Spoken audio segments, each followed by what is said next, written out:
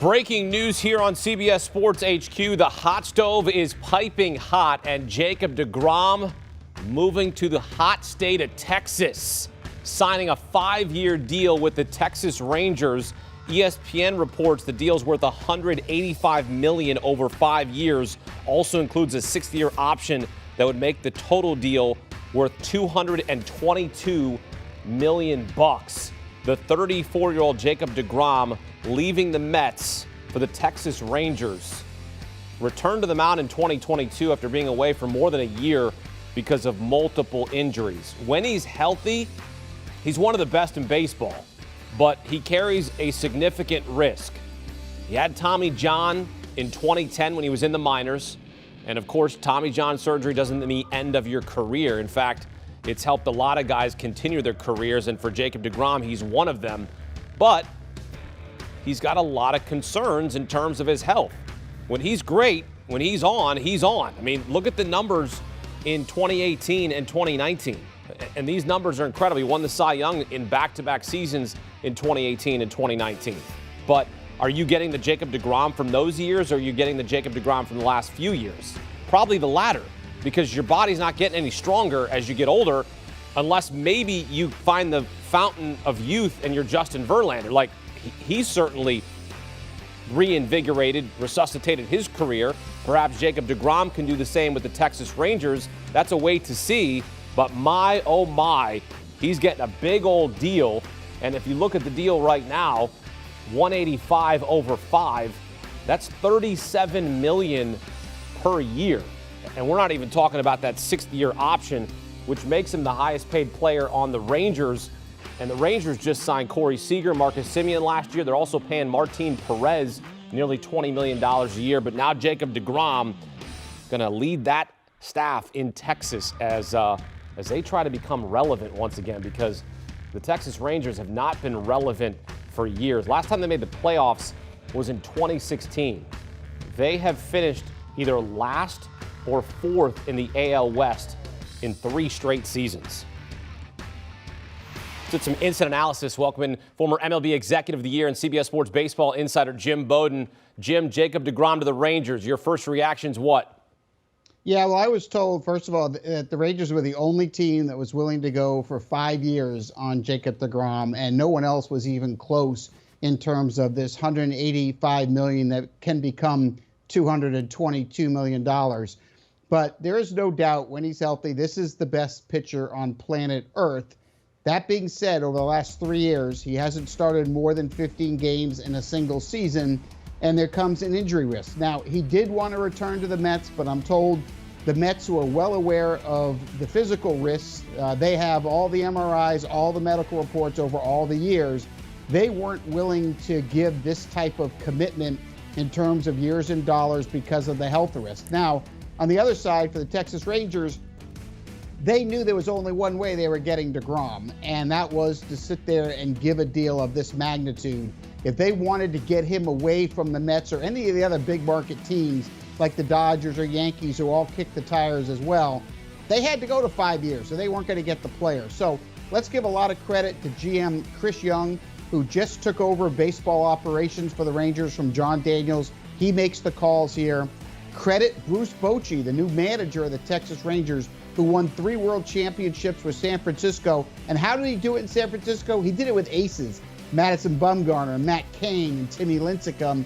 And that's the formula they want to do it in Texas. So they're excited right now. They've got their number 1 starter to build around. You mentioned they also gave the qualifying offer to Martin Perez, who accepted it. Last offseason, they signed John Gray. So that gives them 3 good starters. They're very high on Dane Dunning. They think he can step up to another level. And they've got some good pitching prospects as well in the system, including first-round picks Jack Leiter and Kumar Rocker, who are on the way. But this is a huge step forward for the Texas Rangers organization.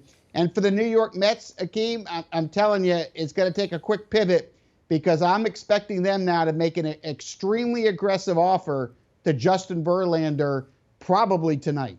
Okay, so you're already pivoting us to what's next for the Mets here, and you're thinking that they go after Justin Verlander. What tells you they can get a deal done with him? Their number 2 target after DeGrom. I'm told they have Carlos Rodon after Verlander. in their pecking order here. They also are going to try to bring Chris Bassett back. They've also talked to Kodai Senga, the pitcher that's coming over from Japan.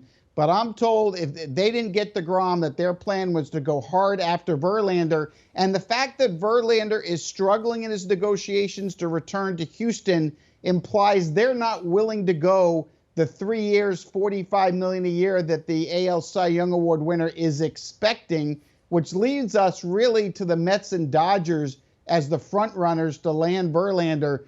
But getting DeGrom signed certainly sets the market. That's the domino this industry needed to fall from a pitching perspective. Now for Justin Verlander, he's on the clock, and the Mets and Dodgers, right now, the favorites. Jim, right now this feels like the Rangers overpaid for the product. Like they're looking like this is going to be the 2018-2019 version of Jacob DeGrom. The Mets would love to have, sure, Justin Verlander, but a much younger Jacob DeGrom at 34 compared to a 39-year-old Justin Verlander who's at the end of his career. Jacob DeGrom still certainly has 5 or 6 more years left in it, maybe. But to me, this looks like they overpaid for past experience, past history, past success, and it may not work out. What do you think about this deal? I think if he's healthy, they will get 3 really good years out of the 5. I didn't obviously get a chance to see the medicals. It's not public information because of the HIPAA law, but Texas saw it. Their medical people saw it. And to bet 5 years at this kind of money, the medical people have to believe that there's a good chance that he can stay healthy for the next 5 years. Again, the Mets didn't feel that way, but Texas does. And remember this, sometimes you have to overpay to get the player. When you're in a situation with the Texas Rangers, you have to spend more money and more dollars to get a player to go there. A year ago, when they got Marcus Semien and Corey Seager and John Gray, the 3 big free agents from a year ago, they overpaid. They paid more than anybody else on the market offered, and it wasn't close. And that was the case here with DeGrom. But that being said, they got the players. So we'll see how it works out. They've got a brand new stadium. They're trying to be relevant again. They're trying to be contenders. And if the medicals work out and he's healthy, as you and I both know, Jacob DeGrom is as good as any pitcher in Major League Baseball if he's healthy. To me, it's a big risk. I can tell you as a former GM, there's no way I could have bet 5 years like that, but it's not my money.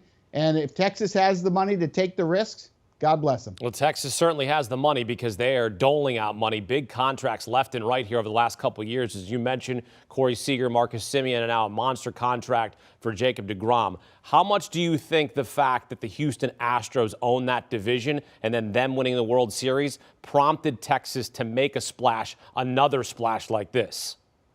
I think it more has to do with the expanded playoffs and the fact that the Philadelphia Phillies were the last seed in Major League Baseball to get into the playoffs, and with 87 wins, they made it all the way to the World Series. Look, I think Houston's going to be the team to beat next year, and look, Seattle's going to be the second team in that division. They are, even with this move with DeGrom.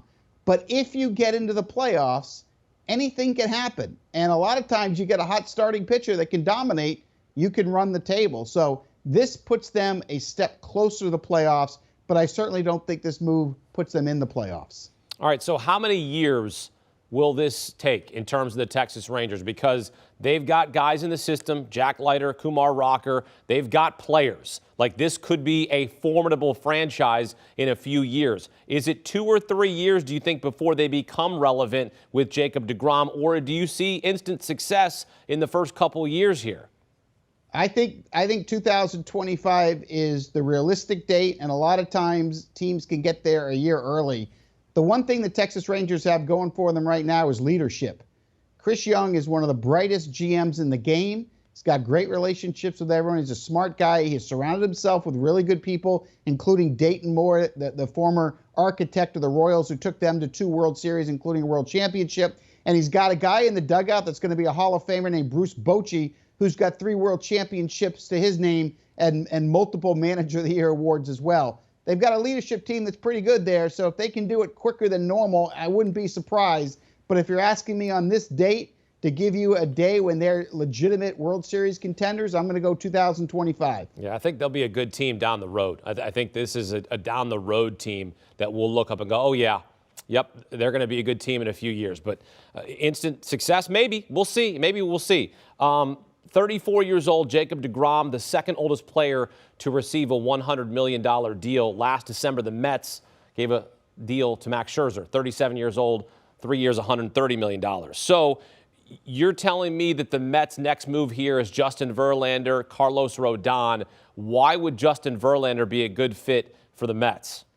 Yeah, look, I think Verlander and DeGrom are both aces. I mean, you looked at Verlander. I mean, no one else had an ERA under 1.8 this year in Major League Baseball. He's already had the Tommy John surgery. He doesn't come with the injury risk that DeGrom has because the injuries are behind him. And although I know it's hard to say when we're talking about 40-year-old pitchers, but, you know, no one works harder than Justin Verlander. And if there's going to be a Tom Brady in Major League Baseball, it's going to be Justin Verlander because nobody, as I said, works harder, prepares better, understand what he has to do.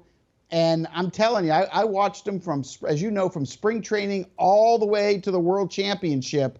And this guy's just the real deal. And look, it's going to be 3 years at about $45 million a year to land Verlander. But I think now that they lost DeGrom, boy, there's going to be a lot of pressure on the New York Mets to try to land him. If they don't, they'll go to Rodon. If they can't do that, then you're looking at the Bassetts and Jameson Tyones and the Nathan Eovaldi's and that next level.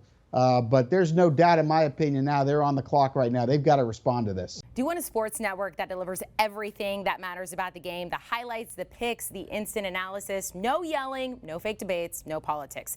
Hit the subscribe button and never miss a moment.